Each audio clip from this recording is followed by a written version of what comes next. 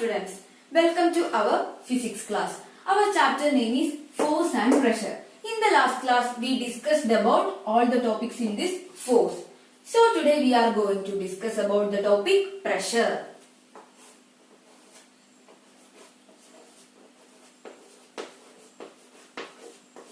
So what is this pressure? How we can define this pressure? What is the unit? So these all the things we are going to discuss today. First of all, we just want to consider a small experiment. You just observe what I am doing.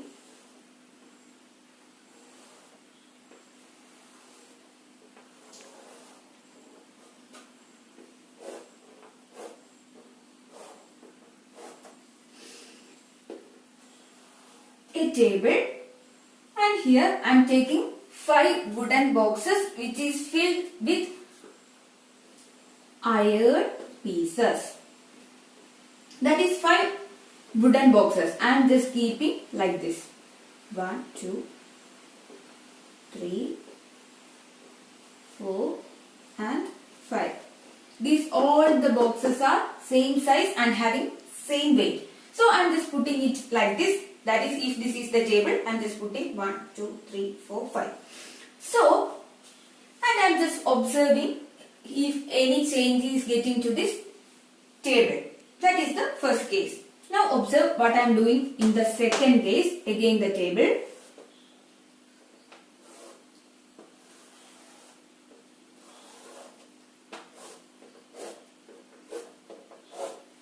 Here I am not putting this like this. I am just putting one upon the other.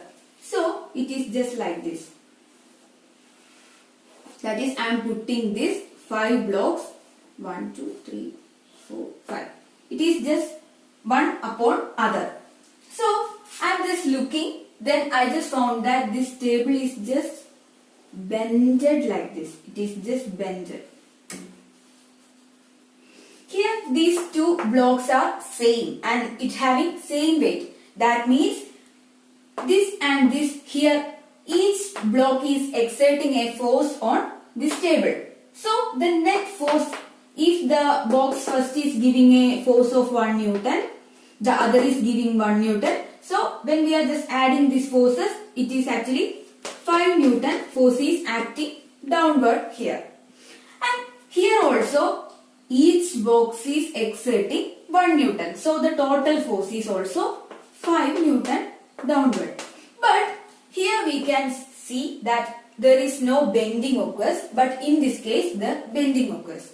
What is the reason for this? Actually, the difference is the area. Because here it is the area is a large space, but here this is in a very small space. So the variation here occurs is the area. So the reason for this bending is actually called pressure.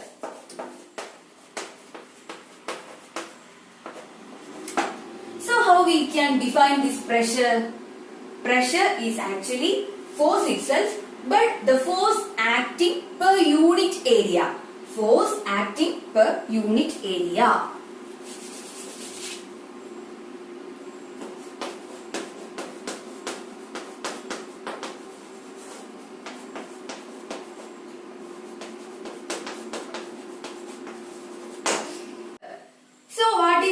Unit area means, which means the area where the force is acting. The space where the force is acting is actually here considering the area.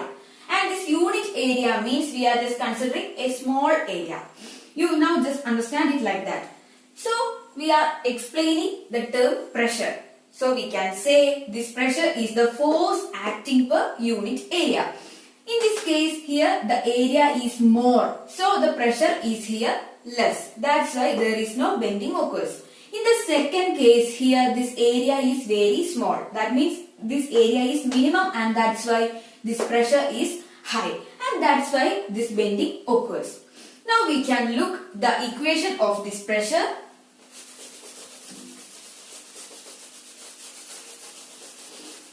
The equation of this pressure is pressure equal to as its definition, it is the force per unit area, which means force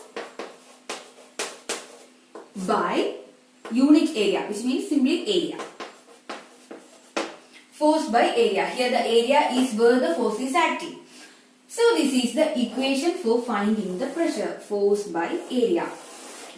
But here we are only considering the force which is acting perpendicular, which means when I am just giving force to this board, perpendicular means the straight force to this board.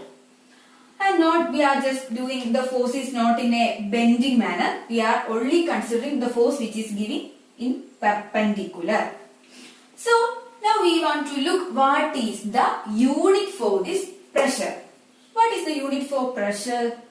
We can find for pressure. The equation is force by area. What is the unit of this force? You know, it's Newton. And what about this area? It is meter square. So the unit of pressure is Newton. Not it is like that. That is Newton by meter square. So when we are writing it as a unit, how we can write it as Newton per meter square. Don't write it as Newton by meter square. This is not a proper method. So when we are writing a unit, we have to write it as Newton per meter square, and we want to tell it as Newton per meter square. Don't say Newton by meter square. So it is actually Newton by meter square, but as we write it as a unit, we want to write it as Newton per meter square. This Newton per meter square is also called Pascal, and it can be denoted as PA, a capital P and a small a, Pascal. When we can write this unit of meter, we denote it as M. For this Newton, we denote it as N. In the similar way, we want to denote this Pascal as PA. So you can either use this PA or this Newton per meter square for this unit as pressure. When we are looking this equation, pressure equal to force by area, this area is at the denominator. So what is the relation with this pressure and area? That means when pressure increases, what happens to this area? Or simply we can say it as in reverse order. When area increases, what happens to this pressure? If area increases, the pressure will decrease. Pressure will decrease. And when area decrease, what happens to this pressure? Pressure will increase. That is, when area increase, pressure will decrease. When area decrease, this pressure will increase. Which means that this pressure and area are inversely proportional. We can say it as pressure and area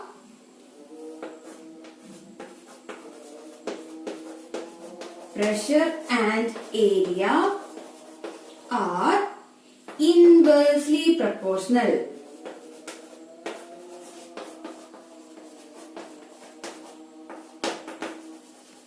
Inversely proportional. And we can write it as pressure is inversely proportional to area. Pressure is inversely proportional to area.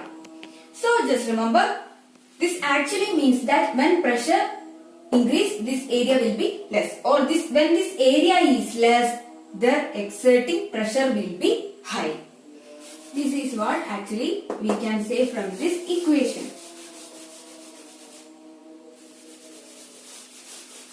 So this is about this pressure and its equation. Now we want to consider some of the examples. The first example is the nail. This nail. When we are considering a nail, the point is just what? It is very sharp. Why they are just making this point very sharp? We are just looking by a experiment. First of all, I am just putting this sharp end at the board and using a hammer and hitting this. This is the first case. And in the second case, I am taking this flat area on the board and putting it like this, and I am hitting on this pointed area using a hammer. That is the second case. Which will get into the wall or which will screw into the wall? Is it the first case or the second case? It will obviously the first case. And if we want to screw this surface, flat surface, what we have to do? We have to give too much force to screw this into the wall. So, how we can define this? How we can connect it to the pressure? Actually, in the first case, that is the pointed tip is just putting on this wall. What happens? The area in this case is very minimum. Area is minimum. And that's why here acting pressure is maximum. Pressure is maximum.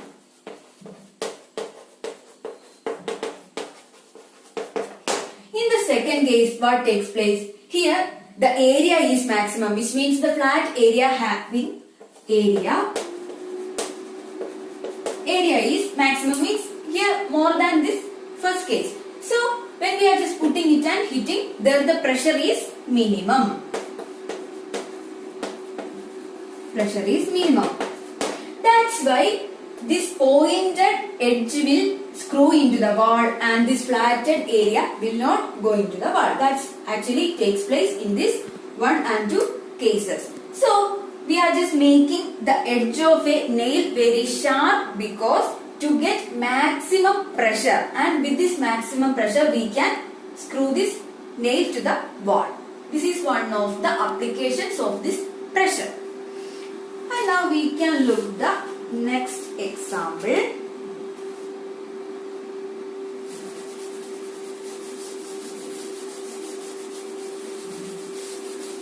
You may see the potters, right? They are using a big, thick piece of cloth in their head while taking the loads. What is the reason? Why they are just putting such a thing at their head? What is the reason for that? That is because they are putting a big piece of cloth which is bigger than their head. So they are increasing the area. So because of this increasing area, when area increases, what happens to the pressure? Pressure will decrease.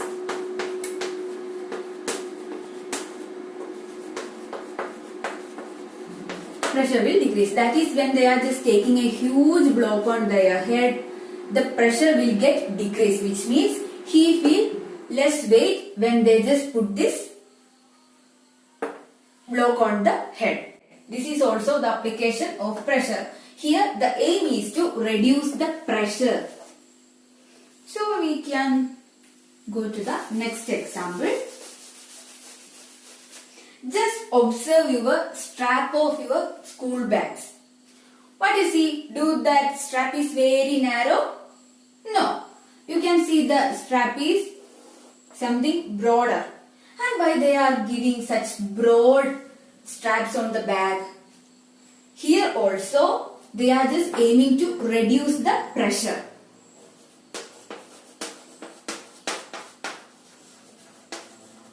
Reduce pressure by increasing the area.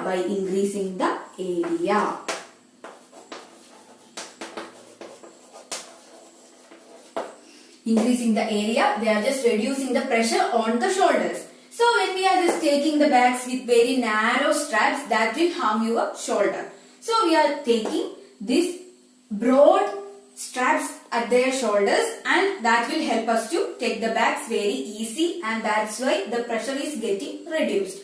This is the other example. This is also the application of pressure. Now we can consider another example as knife. When we are considering the knife,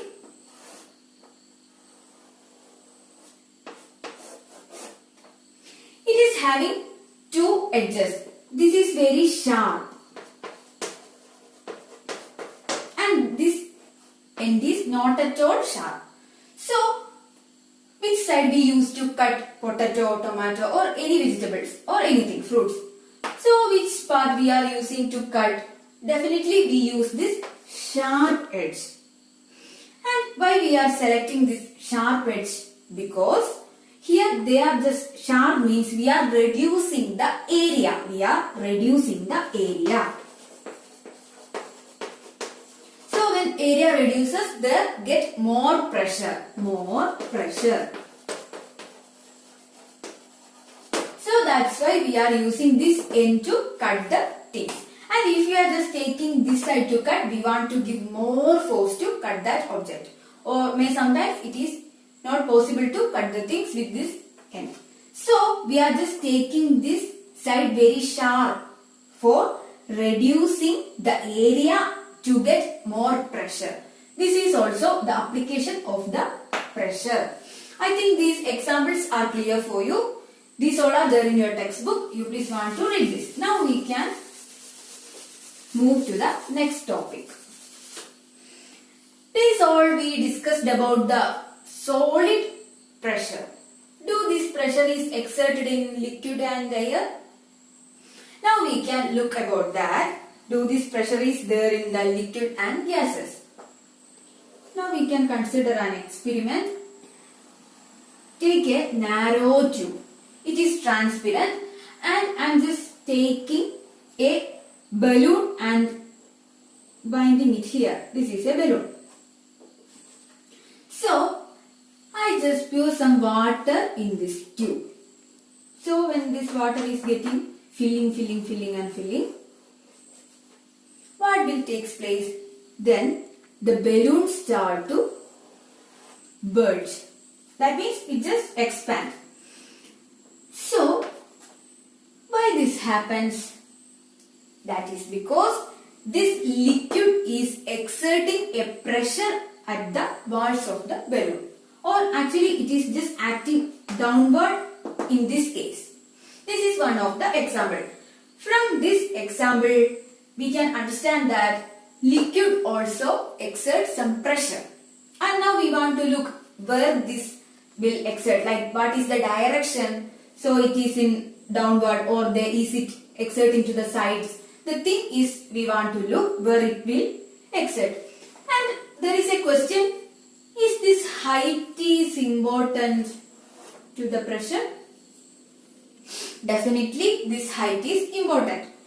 When this height is increasing, that means the height of the liquid get increasing, more pressure will exert downward.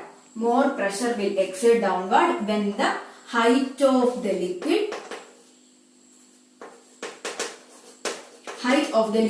get increased, then more pressure will exert here.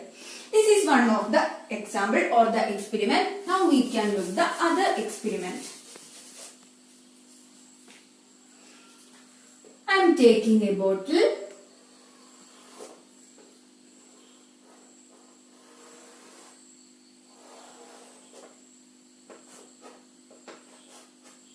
I am taking a bottle and filling it with water. And now I am connecting a pipe here and again here a balloon. So now the thing is, I am pouring some water in this bottle.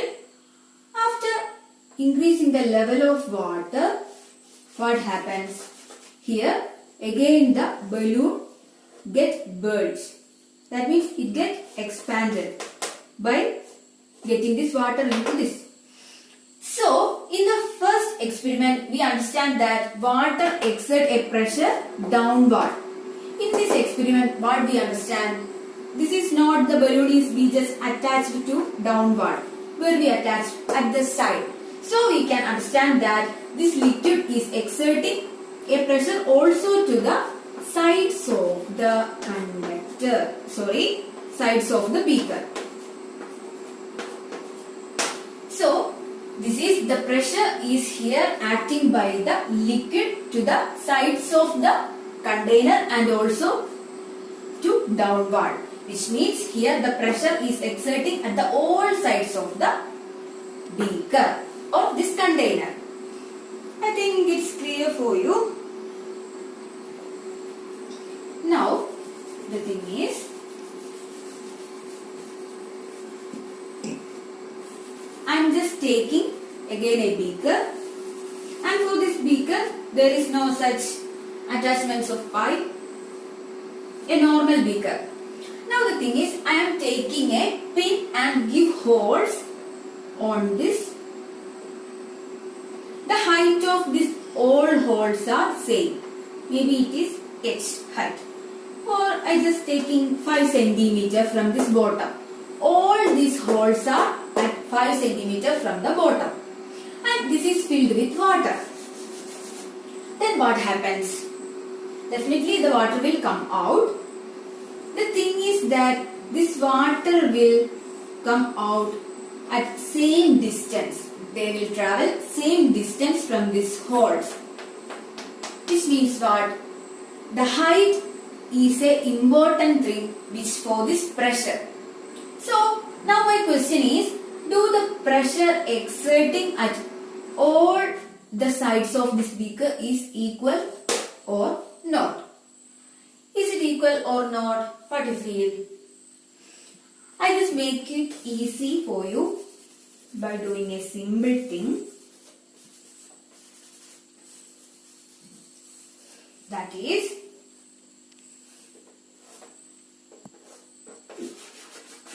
this is a beaker which is filled with water. Now I am just considering that this water is considering as some of the layers. Simply I am just considering to understand what is actually happening here. So I am just making here layers, and this is the layer 1, 2, 3, 4, 5, 6, and this is the 7th layer. So we have 7 layers.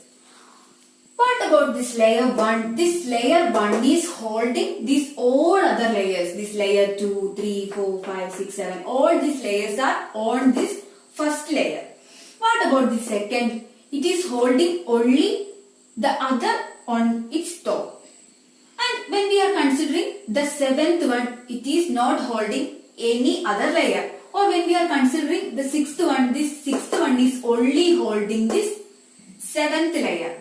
So we can understand that for this first layer, it is having maximum pressure. Here, it having maximum pressure. The reason is that this first layer is holding all the layers on its top. And what about the 7th layer? Here, the pressure is minimum.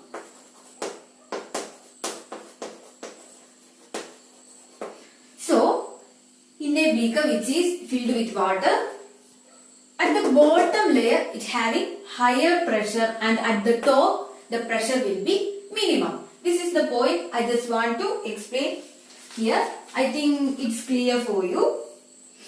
And now it can be clear with another diagram.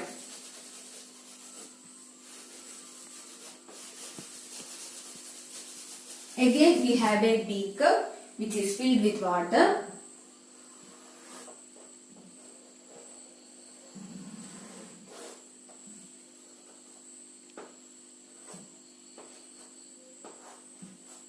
A beaker which is filled with water.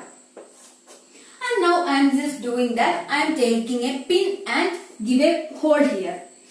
Then what happens? The water will fall. The water will come to here.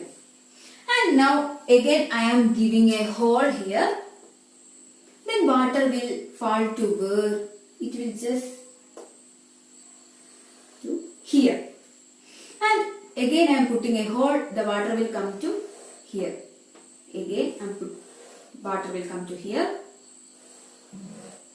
That is, when the height is decreasing, the pressure is getting increased. That's why this water is moving to far places than this topmost layer. So this is also, which means that in the bottom layer the pressure is high. And that means the pressure is high and that's why the water is going to far place. And here the pressure is low and that's why it is just moving a small distance. I think this is clear, and this is all about the pressure which is there in liquid. And then what about the air? Do air having also pressure? So we can make it easier by thinking of a balloon. How we can blow a balloon? Just giving air through this way. So when we just give air in a balloon, this air will give pressure to all sides of this balloon. And I am holding this balloon. Now I just open the balloon. What happens? This air will forcefully come outside. And this is also because of the pressure of this air inside this balloon. So here you want to understand that this air also gives certain pressure to the walls of the balloon. And there is another thing. When I am filling air in a balloon which is having a hole, then how this air is going outside through this hole? It is actually because of the pressure in this air, and that's why this air is going out. So first of all we explained about the pressure which is exerted on the solid. Then we explained about the pressure exerted inside a liquid. In the third case we explained about the pressure exerted by air. I think these also all are clear for you. Now we can discuss about the atmospheric pressure.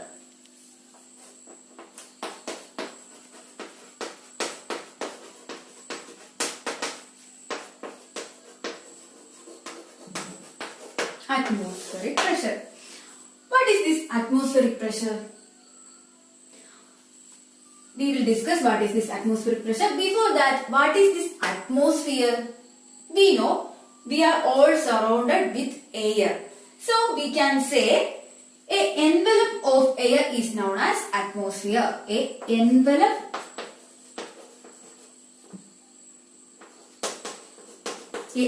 of air is known as atmosphere. And for our earth, it having layers of atmosphere. It having layers of atmosphere.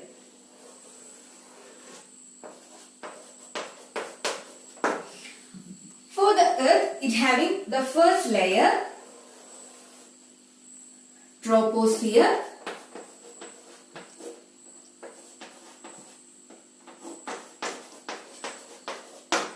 The first layer is troposphere. Now the second layer is stratosphere.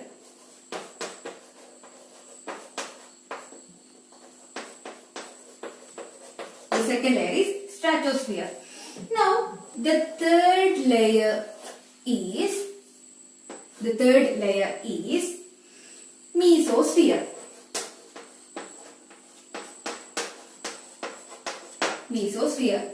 And the fourth layer is thermosphere.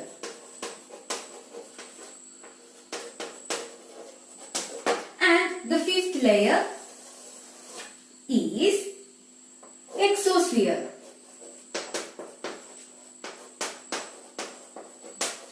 So combining all these layers we have atmosphere. At the bottom we have troposphere, then stratosphere, then mesosphere, thermosphere and exosphere. So for all these layers there have pressure. You know, it having air and air is exerting certain amount of pressure. And so which layer having maximum pressure? This is also similar to the case we just considered about the layer of waters. This first layer troposphere is holding, this is the first layer, 2, 3, 4 and 5. This first layer is holding the other 4 layers on this top. And and the second layer is holding only 3, and about this 3 it is only holding this 2, and what about this 4? This is only holding this. So which means at this first layer of troposphere it is having maximum pressure. It is having maximum pressure. And when we are considering about this exosphere, it is having minimum pressure.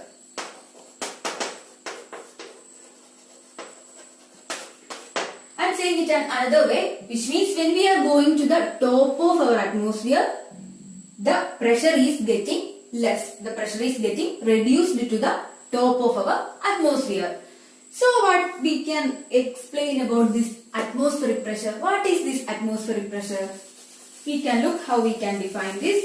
It is actually the pressure exerted by the air in the atmosphere. It is actually the pressure exerted by the air in the atmosphere. You know, in the atmosphere there have air, and air is exerting a pressure, and this atmospheric pressure is the pressure which is exerted by the air in the atmosphere. That is actually the atmospheric pressure. And I think the layers and how the pressure is reducing when we are just going up is clear for you. Now we are going to identify how much strength this atmospheric pressure have. For that we have an experiment.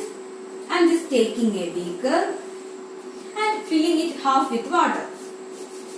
And then I am taking a cardboard and just putting on this. And this is now airtight. And now I am just doing that. I am just inverting this beaker. I am just inverting this beaker. This cardboard is here. I am just inverting this beaker. And what happens then? This water will come to here, and this cardboard will not go down, and this water is not getting outside. What is the reason? That is because the pressure in the air is giving a pressure to the side, and that's why this cardboard is not going down and this water is not falling down. That means the pressure exerted by this water is less than the pressure exerted by this air. That is, the pressure inside this liquid is less than the pressure exerted by this air. And so when I am just taking a pin and give a hole here, then what happens? Then the water starts to overflow from here, which means that this cardboard will go down.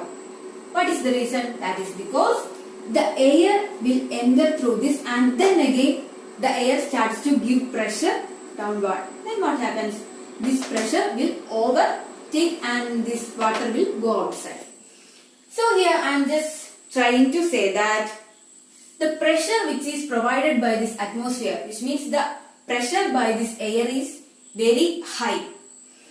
And in your textbook they give an example that about the rubber sucker.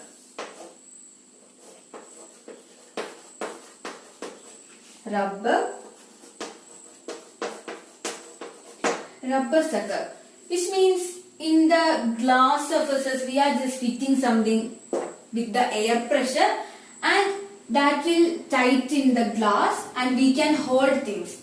I don't know how much of you are familiar with this rubber sucker. You just look in the textbook, a diagram is there, and this is actually a small rubber made thing, and when we are just pushing on the glass or a flat surface, it will stick on that because of the pressure, because of the air pressure.